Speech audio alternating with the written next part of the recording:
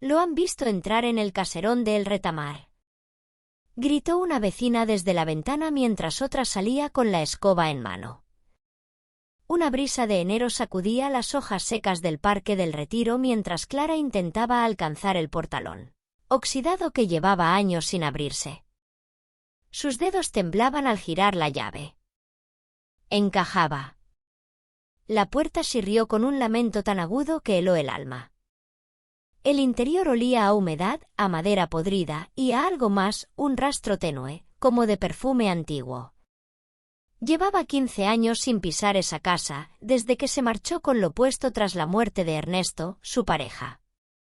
No su esposo. Ni siquiera su prometido. Solo el hijo mayor de la mujer que cuidó durante más de una década. Rosario, su suegra no oficial. La mujer que nunca la aceptó, pero que tampoco dejó que nadie más se encargase de su cuidado. La misma que ahora estaba muerta. Clara había vuelto sola. Sin avisar a nadie. Ni a Lucía, la hermana de Ernesto, ni a los sobrinos, ni a nadie del pueblo. Desde que Rosario falleció hacía 5 días, todos habían evitado hablar con ella. El funeral fue rápido, frío, sin misa ni velatorio. Lo organizaron desde Madrid, como si tuvieran prisa por cerrar una etapa que jamás habían vivido realmente. Pero Clara había estado allí. Siempre. Rosario sufrió un ictus a los 66 años. Fue un invierno brutal en Ávila. Clara, que en aquel entonces trabajaba como auxiliar en una residencia privada en el barrio de Chamartín, pidió una excedencia y se trasladó a vivir con ella al caserón familiar del barrio El Retamar, en las afueras de Toledo. Los primeros meses fueron los más duros. Rosario apenas hablaba. Su mirada era severa, llena de juicio, como si cada cucharada de sopa fuera una intrusión. Pero Ernesto había insistido: mi madre necesita a alguien de confianza. Tú eres la única que aguanta su carácter. Y Clara aguantó. Durante más de 10 años. Cuando Ernesto falleció en un accidente de tráfico, fue como si el último hilo que la unía a esa familia se desintegrase. Clara quiso irse, volver a Madrid, retomar su vida. Pero Rosario, ya más débil, empezó a llamarla hija en los días buenos. Y en los malos, simplemente no decía nada.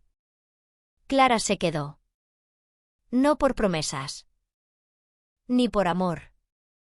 Por inercia. Ahora, al recorrer el salón en penumbra, Clara notó que todo seguía igual. Los retratos antiguos en la pared. La lámpara de araña cubierta de polvo. El reloj de péndulo que Rosario adoraba, parado a las 3:17. A esa hora se fue, según el informe médico. Sobre la mesa del comedor, una carpeta de cartón azul con una nota manuscrita: para ti, si algún día vuelves. Rosario. El corazón de Clara dio un vuelco. Se sentó despacio, abrió la carpeta y sacó una carta. La letra temblorosa de Rosario llenaba 2 páginas completas. En la primera línea, las palabras más inesperadas. Sé que nunca te traté como merecías. Pero eras mi familia, aunque nunca lo admitiera. Clara siguió leyendo. La carta hablaba de los años compartidos, de la culpa, del amor reprimido, del miedo a envejecer sola. Hablaba de cómo Clara era la única persona que había estado allí, día tras día. Y al final, una frase: la casa es tuya, aunque los papeles no lo digan. Busca en el armario del desván, bajo la alfombra. Lo escondí allí para ti. La carta cayó al suelo. La respiración de Clara se volvió entrecortada. Miró hacia la escalera de madera. Crujía con cada paso que daba. El desván estaba cubierto de telarañas y la alfombra polvorienta escondía una tapa suelta. Bajo ella, una caja de seguridad empotrada en el suelo. Intentó abrirla. No tenía combinación. Pero al volver a la carpeta, descubrió una segunda nota. 19 de agosto de 1971. La fecha de nacimiento de Ernesto. Lo giró. 1708 lo intentó. Clic. Dentro, fajos de billetes. Y documentos. Muchos documentos. Uno de ellos, con un membrete oficial del notario de Talavera. Testamento. Rosario había cambiado su testamento en secreto, hacía 2 años. Y le dejaba todo. Todo. La casa, una cuenta bancaria con más de 200.000 euros, y una finca heredada de su abuelo en la Sierra de Gredos. Clara se quedó sentada en el suelo, sin palabras. No habían pasado ni 24 horas desde que regresó cuando alguien golpeó la puerta con fuerza. Era Lucía. Su cuñada. Con los ojos vidriosos y el tono desafiante. ¿Qué haces aquí? Esta casa no es tuya. Clara no respondió. No tienes ningún derecho. Mi madre te dejó esa carta solo por lástima. Y te recuerdo que tú ni siquiera estabas casada con Ernesto. Tengo testamento, dijo Clara, alzando la carpeta azul con una calma gélida. Lucía palideció. Dio un paso atrás. ¿Testamento? ¿Pero tú lo falsificaste? No, lo firmó tu madre. En 2023. En Talavera. Esto no puede ser verdad. Tienes derecho a revisarlo, le dijo Clara, ofreciendo una copia del documento. Pero Lucía lo miró como si quemara. La conversación terminó con una amenaza. Esto no se queda así. Haré lo que sea para recuperar lo que nos pertenece. Clara cerró la puerta. Esta vez, con llave doble. Y se sentó en la vieja silla junto al ventanal. Tenía lo que Rosario le había dejado. Pero sabía que no sería fácil conservarlo. Porque en España los muertos también arrastran guerras. Y esta acababa de empezar. Clara no tuvo tiempo de reaccionar cuando recibió el primer burofax. Era de un despacho de abogados de Madrid. Lucía la denunciaba por apropiación indebida y manipulación emocional de una persona vulnerable para obtener beneficios económicos. Claro, ahora resulta que cuidar a alguien 10 años es un delito, dijo Clara en voz baja, dejando el papel sobre la mesa. El abogado que Rosario había designado como notario de su nuevo testamento, un hombre mayor llamado Ramón Sanz, la llamó ese mismo día para tranquilizarla. El testamento es perfectamente legal, Clara. Lucía puede llorar, patalear y gritar en redes sociales, pero aquí hay firmas, actas notariales y constancias médicas. Tu labor como cuidadora no fue remunerada y Rosario tenía plena capacidad cuando firmó. ¿Y eso basta para que dejen de acosarme? No. Pero basta para ganar en un juzgado. La presión aumentó. A las 2 semanas, Clara encontró pintadas en la fachada del caserón: ladrona, usurpadora, el dinero no compra sangre. El carnicero del mercado de La Vega, que antes le regalaba una croqueta de jamón cada viernes, ahora le daba la espalda. Los primos de Ernesto difundían rumores, que Rosario estaba senil, que Clara había manipulado todo, que incluso podía haberle acelerado la muerte. Una mujer que no era ni de la familia. Ahora se quedaba con una finca histórica y una cuenta que pasaba los 200.000 euros. En este país, la sangre lo justifica todo, murmuró Clara una noche, mientras observaba la chimenea encendida. Aunque uno no haya hecho nada por merecerla. Pero no estaba sola. Esa semana recibió una visita inesperada. Álvaro, el nieto mayor de Rosario por parte de su hija menor fallecida, se presentó un martes por la tarde. Clara lo recordaba como un chaval tímido que jugaba a las cartas con Rosario los veranos que pasaban juntos. Ahora tenía 30 y pocos, barba cuidada, gafas de pasta, y trabajaba como arquitecto en Málaga. Traía un paquete de pastas y una botella de vino tinto de Ribera del Duero. Vengo a verte por mi abuela, no por Lucía. ¿No vienes a quitarme nada? Solo el polvo de los muebles si me dejas ayudarte. Compartieron una cena sobria pero cálida. Croquetas caseras, tortilla de patatas y pan de hogaza recién comprado en la panadería de la esquina, donde aún la saludaban con educación. La última vez que vi a mi abuela fue en una videollamada. Me dijo, cuando yo falte, tú sabrás quién estuvo conmigo de verdad. Entonces me preguntó por ti. Me hizo prometer que te escribiría. ¿Y lo hiciste? No. No supe qué decir. Pero ahora que ha muerto, estoy aquí. Clara no lloraba desde el entierro. Pero esa noche lo hizo. Los días pasaron con una rutina de tranquilidad y guerra psicológica. Lucía ya había puesto a la venta el chalet que había heredado en Vargas. Intentaba recuperar su estatus de mujer bien posicionada, como decía en su Instagram lleno de frases de autoayuda. Pero nada calmaba su furia. La verdadera joya de la familia, el caserón de El Retamar, estaba en manos de quien consideraba una extraña.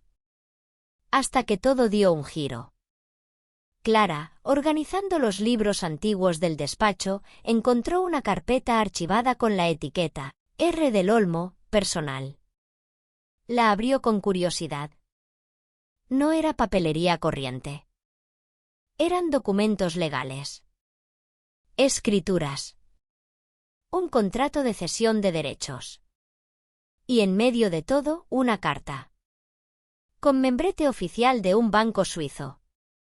Al principio, Clara no entendía el significado.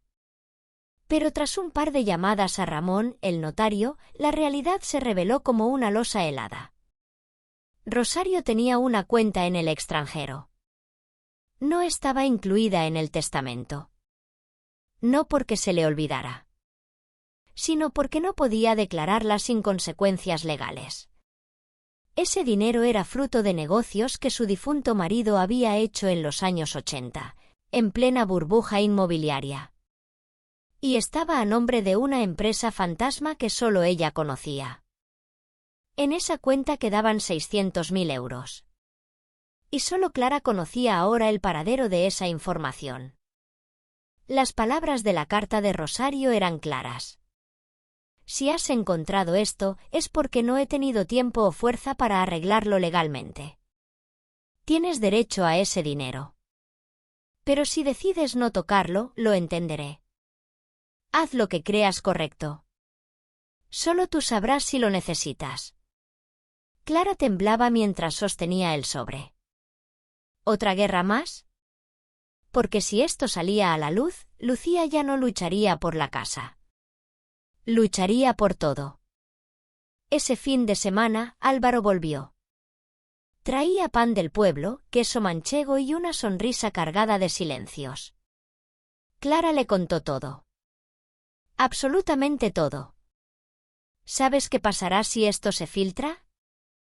Que el apellido del Olmo se convertirá en un meme, dijo él con media sonrisa. Mi madre decía que la sangre noble no debe mezclarse con el dinero sucio. Pues parece que llevamos años nadando en barro.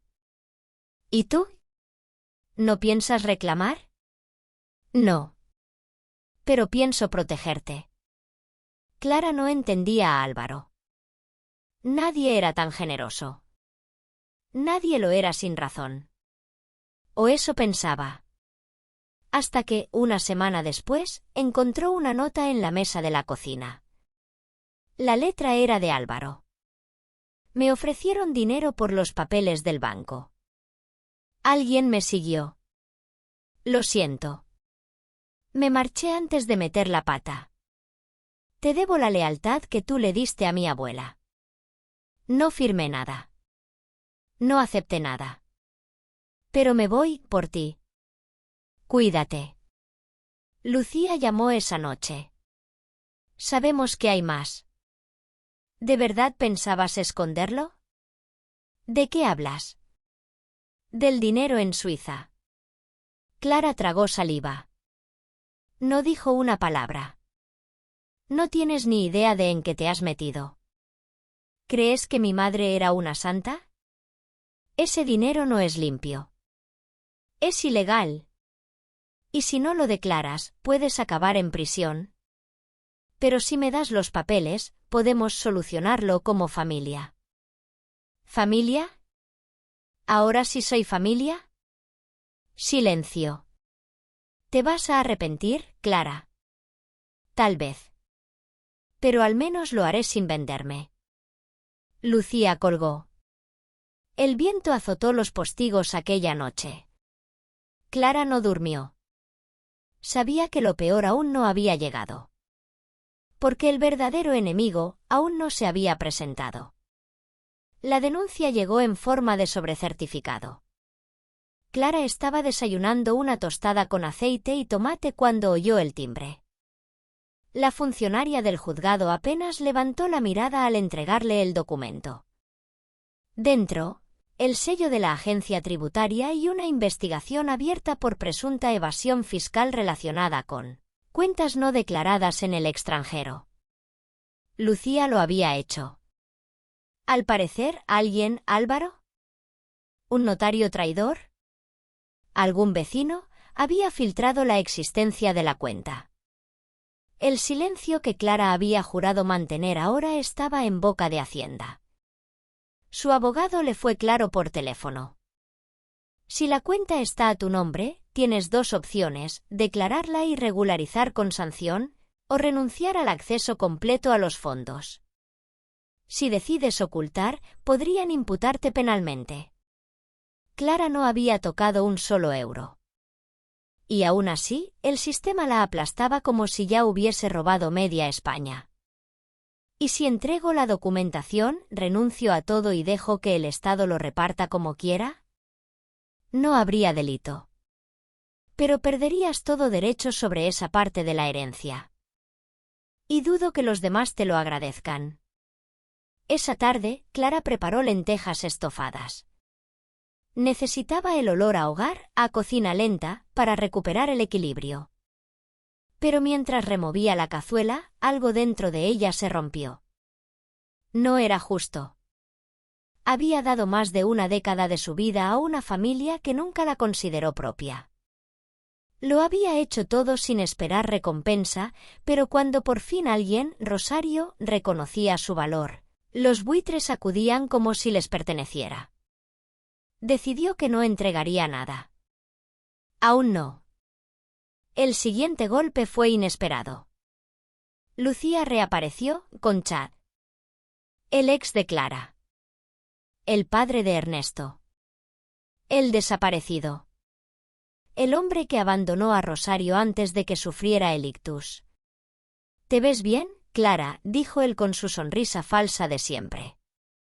Pensé que estabas criando lagartos en Tenerife, replicó ella, sin darle la mano. Lucía me dijo que aquí había historia. Que no debí desaparecer. Que aún tenía derechos. ¿Tú? ¿Derechos? El matrimonio con Rosario sigue figurando como legal. El caserón nunca se actualizó en el registro. Técnicamente, sigo siendo copropietario. El aire de la sala se volvió denso. Lucía, sonriendo de lado, añadió: Solo venimos a buscar un acuerdo. Nada más. A ti te puede salir muy caro todo esto. El juicio. Hacienda. El pueblo entero toda la espalda. ¿De verdad quieres luchar sola? Clara los miró. A los dos. A la encarnación perfecta del oportunismo. ¿Qué tipo de acuerdo? Tú entregas la documentación suiza. Nosotros firmamos que te quedas la casa y un porcentaje del dinero. El resto lo gestionamos con nuestros abogados. ¿Y si digo que no? Pues prepárate para que vengan a embargarte hasta el colchón, dijo Lucía, cruzando los brazos. Clara cerró los ojos un instante. Luego abrió el cajón y sacó una copia del testamento, la grabación de la carta de Rosario y una carpeta con el resumen bancario suizo. Tomad esto. Y salid de mi casa. Lucía se abalanzó como un cuervo. Chad se quedó paralizado. Pero justo cuando Clara estaba a punto de cerrar la puerta, dijo en voz baja: El original ya lo tiene mi abogado. Y él no acepta sobornos. Lucía palideció. Nos veremos en el juzgado, escupió. Espero que tengas más suerte que con tu primer marido. La puerta se cerró. Esta vez, para siempre. Un mes después, Hacienda archivó la causa. Clara había donado el dinero de la cuenta suiza, íntegramente, a un fondo para atención domiciliaria de mayores sin recursos. Todo documentado. Todo firmado. Todo legal. El pueblo se dividió. Unos decían que estaba loca. Otros, que había hecho lo que nadie habría hecho jamás. Y Clara no buscaba aprobación. Buscaba paz. Álvaro escribió desde Japón. Había aceptado una beca de arquitectura. Le agradecía no haberlo denunciado. Le decía que Rosario estaría orgullosa. Lucía desapareció de redes. Se supo que su casa en Vargas fue embargada tras una serie de inversiones fraudulentas. Chad volvió a Tenerife. O eso decían. Una mañana de primavera, Clara abrió las ventanas del caserón. El aire olía a lavanda y a pintura fresca. La reforma del tejado estaba casi terminada. En la mesa, junto al café, un folleto de actividades municipales. Había anotado en rojo: taller de escritura autobiográfica, jueves 5. Ese día, Clara se sentó frente al ordenador por primera vez en años. Escribió la primera línea. Nunca fui su nuera. Pero fui su hija durante 10 años. Y eso, aunque no lo crean, también es un tipo de sangre.